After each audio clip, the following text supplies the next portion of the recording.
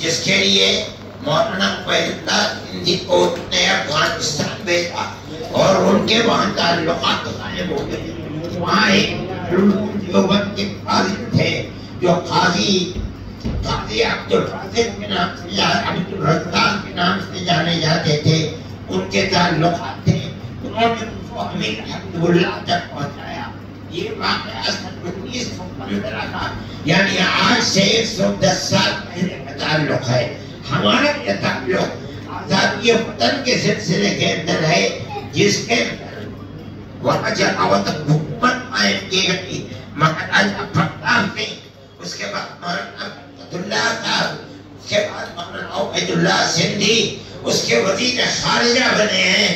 میں یہ سمجھتا ہوں کہ انہوں نے ہندوستان کے اندر ایک ایسی حکومت جو ساری دنیا کے اندر یہ کہتی تھی کہ ہماری حکومت میں سورج غروب نہیں کرتا, ہمارے اکابر نے اس کا مقابلہ کیا, ان کو دھول چٹائی اور ان سے ملک کو آزاد کرایا. میں یہ سمجھتا ہوں کہ افغانستان کے علماء اور طالبان کے خاص طریقے پر حکومت وہ دارالعلوم دیوبند کے طلباء اور پڑھے ہوئے لوگوں سے پڑھی ہوئی حکومتیں, چاہے وہ مولانا بنوری ہو, چاہے وہ مولانا محمد شفیع صاحب ہو, چاہے وہ مولانا عبدالحق صاحب اور مولانا خٹک ہو, جو ہندوستان کے ہمارے علماء کا طریقہ تھا کہ وہ اس کے مقابلے کے اندر محاذ کی طرح پڑھے تھے. آپ نے اسی طریقے کو اختیار کر کے دنیا کی دو حکومتیں, چاہے وہ روس کی حکومت ہو چاہے امریکہ کی حکومت ہو, آپ نے ان دونوں کو دھول چٹائی ہے اور اپنے ملک کو ان سے آزاد کرایا. میں سمجھتا ہوں کہ اس کے اندر ہمارے اکابر کے طریقہ کار کا بڑا دخل ہے. اس لیے آج آپ یہاں تشریف لائے ہیں, یہ آپ کی اور آپ کے اکابر کی مادر علمی ہے.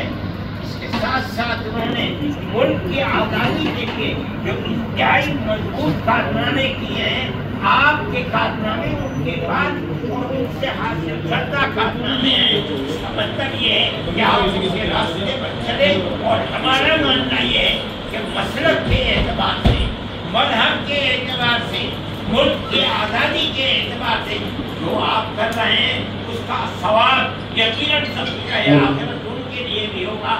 آج اگر وہ پیوند زمین بنے ہوئے ہیں اور قبرستان کے اندر قبر ہے لیکن ان کی زندگی زندہ ہے, آپ دارالعلوم کو اسی طرح دیکھ رہے ہیں, اور آپ نے جو بھی اختیار کیا ہے ہم ان کو بھی انہی کی خوشاچینی سمجھتے ہیں اور یہ سمجھتے ہیں کہ آپ نے ان کے پروگرام کو بلند کیا ہے. اللہ تعالیٰ آپ کو بلندی عطا فرمائے.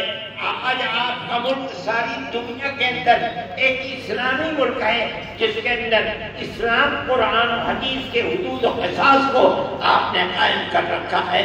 ہماری یہ دعا ہے کہ اللہ ملک کو ترقی دے, اور جس سیاسی جذبے کو آپ نے زندہ کیا ہے آپ کو اللہ تعالیٰ اس جذبے کے اندر قوت عطا فرمائے, اور اسی طرح ایک اسلامی ریاست سارے ملک کے اندر دوسرے مسلمانوں کی ریاستوں کے لیے ایک طریقہ کار ثابت ہو سکے. اور جو آپ کے ارد گرد کی ریاستیں ہیں, تاجکستان ہے, ازبکستان ہے, پاکستان ہے, اور روس کی چھوٹی چھوٹی ریاستیں, وہ بھی اسلامی نظام کے اسی طریقہ کار کو خدا کرے قائم و دائم کر سکیں. اس طرح اسلام زندہ و جاوید رہے, بول بالا ہو.